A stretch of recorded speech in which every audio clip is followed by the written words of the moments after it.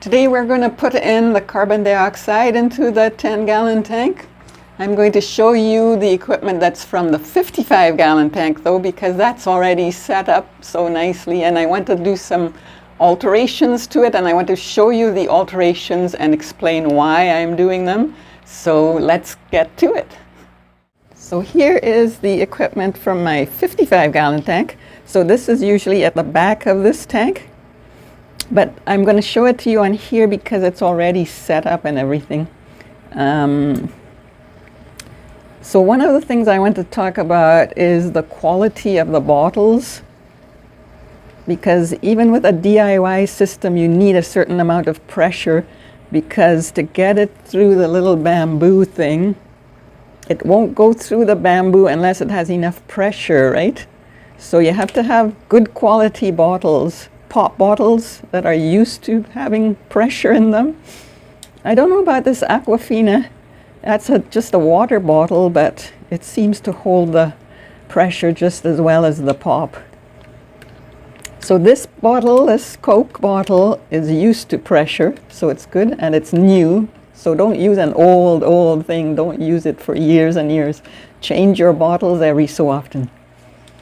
Okay, so the quality of the bottle is important because of the pressure that you're going to build up. And also the length of the tubing is important, because if you have very long tubing like this is way too long. See, it only needs to reach up to the top of the aquarium, and it's way longer than that. So I want to cut it, because the more tubing you have, the more carbon dioxide you will need just to fill the tubing. It can't come out the end unless the tubing is under pressure as well. So the bottle is under pressure, the tube has to be under pressure. And by the way, use good quality tubing as well. So here we have our backflow valve to prevent backflow. We just need this to come up to the top of the aquarium. Okay, there. And I'm going to add a little bit of easement. So a couple of centimeters, 1.5 inches, 2 inches, something like that. And cut it right there. Let me get my scissors. I'm going to cut it right here. That's all we need. That will come up here, and then the bamboo part will attach to that. And I'm going to show you this part in a little while. So that's going to be here, and this will be inside, of course, not outside. Okay. The other thing I don't like is this curly piece. For one thing, it's too long as well. I want to shorten it and straighten it out. Okay. I'm going to do that off camera. And then this one here is the one that goes to, I usually put them on a gang valve so that I can turn it off at night. So that also it doesn't need to be that long. Why is it that long? So I'm just going to come up to the top of the aquarium and cut it off. So let's do that. See, top of the aquarium is right there. Give it a little bit more just for ease. And I'm going to cut it right there.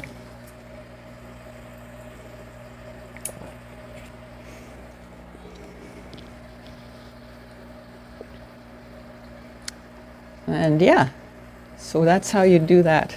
So this bottle has your yeast and sugar. If you want to add a little bit of nutritional yeast, nutritional yeast is dead yeast, so it's just going to feed the live yeast. That's all it, because we don't want it to be living on just sugar alone. That will produce carbon dioxide, but the yeast will be healthier and produce more if you give it a bit of nutrition. So I don't always put nutritional yeast in, but it does better when I do. I have to admit that. Now this is the water bottle where the carbon dioxide gets washed. So don't leave too much space in this one, because you'll have to be filling that with carbon dioxide before it builds up enough pressure as well. So fill it fairly full, but not too full. I think mine's right here. Okay. So you see that, eh? The carbon dioxide comes through this hose. At the bottom of this entry point, there's another tube going down into the water. So the carbon dioxide has to pass through water where it gets washed. And then it comes up into the space up here. It comes out of this one. There's a backflow valve to prevent my aquarium water from siphoning off all night long. And then that goes to the bamboo part, which I'm going to show you. I'm going to show you closer up than this. Okay. So I'm actually at my keyboard right now. So I have a channel where I do piano lessons. I can link for you in the description box if you like, if you want to see my piano lessons. I don't have very many lessons up yet, but there's a few good ones on there. Yeah, so this is where I usually film my piano lessons, but it's a good place for me to show you this thing. So here we have the finished thing that's going to be actually in use.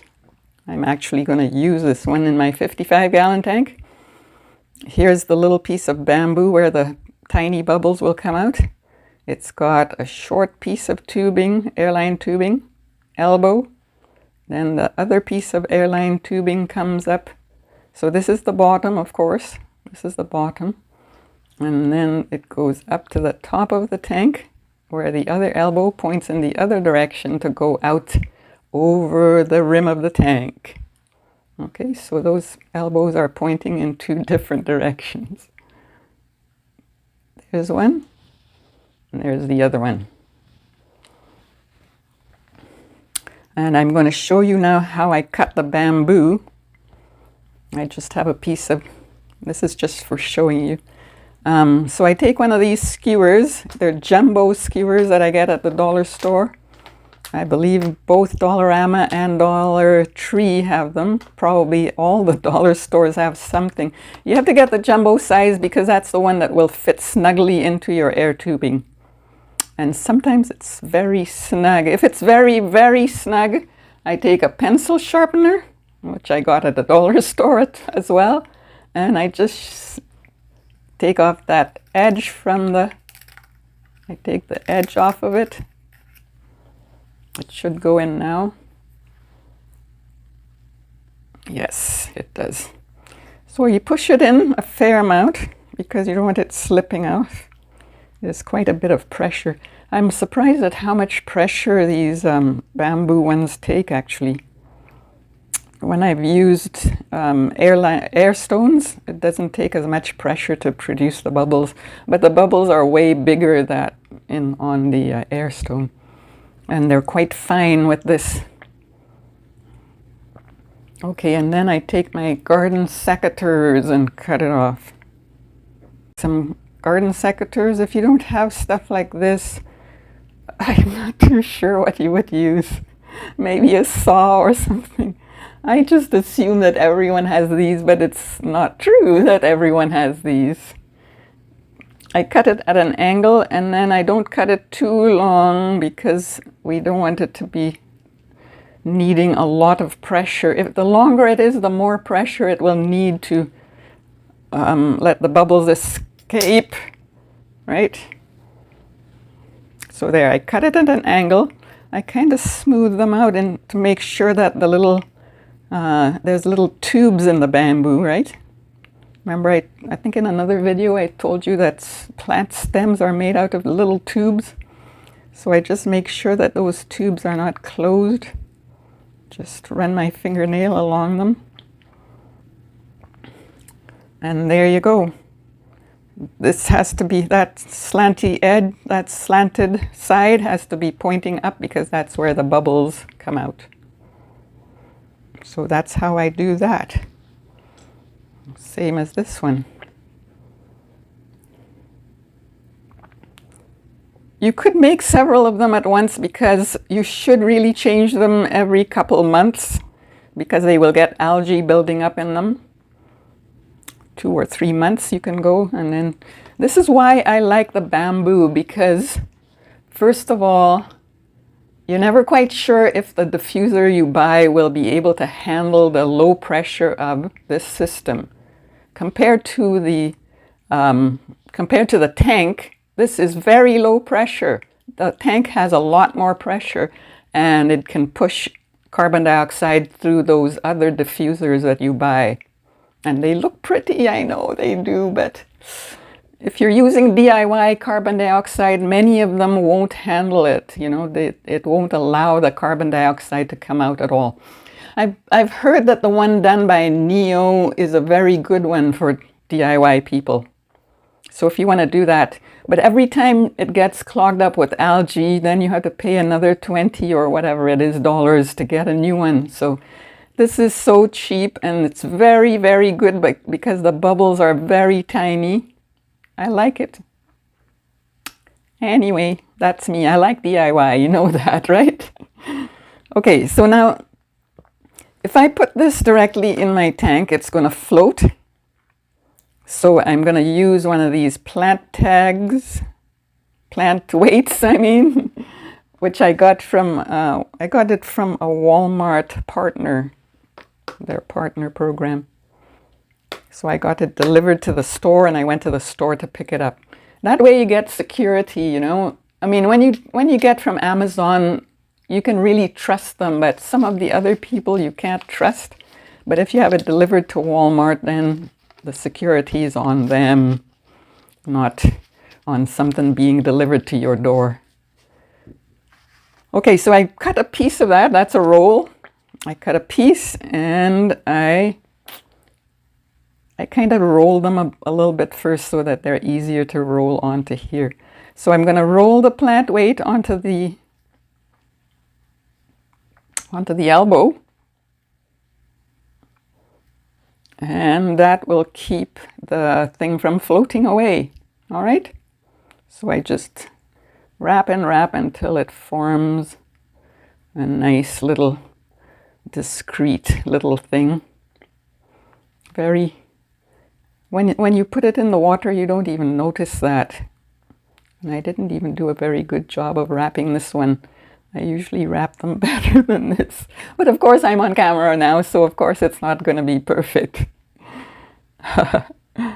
Okay, so there's your little weight to keep that down so that it doesn't float away on you. And now it's usable. So that will be the bottom. And this is the top where we are going to add the carbon dioxide. Okay. And that's it. It works very well, by the way. I am very, very happy with these. I can change out the bamboo without worrying about how much it's going to cost me. And, you know, sometimes I don't mind spending money, but sometimes it just doesn't make sense to spend the money on certain things.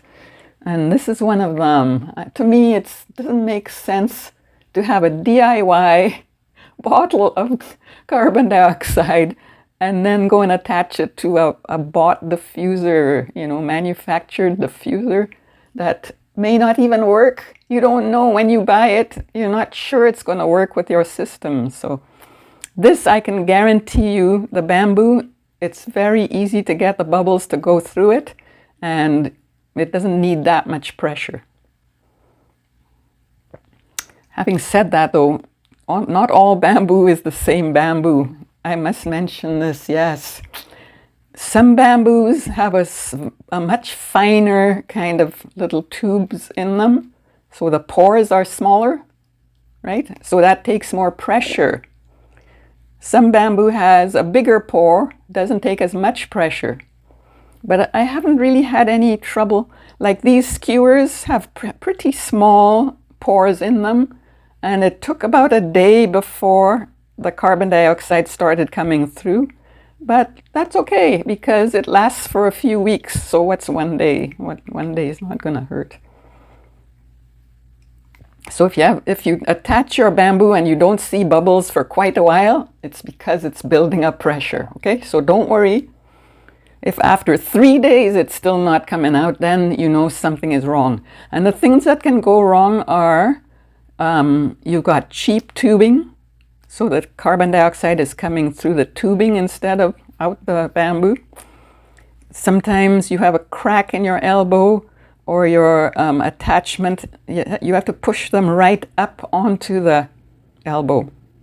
Okay? See, this one is not really right on, but it's pretty much, there. It's on now. And the other thing I found that could happen is with your backflow valve, sometimes they get stopped up. So make sure you change that every so often as well. 2-3 times a year, change your backflow valve, and you should be good. All right. I think that's it. If you have any questions, leave them in the comment section, and I'm quite happy to answer questions. Here is the bamboo diffuser working in the 10-gallon tank. I cut this one a little bit long, and but it's working fine. So like I said before, it took about a day for it to build up enough pressure, but it's working really well now.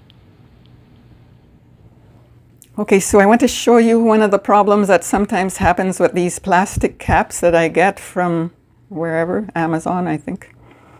There's a little stem that should be here. It's broken off. That happens very often when you try to redo stuff. So that there's a little stem inside of the tubing which got broken off. So this is the side that had that curly tube that I wanted to change.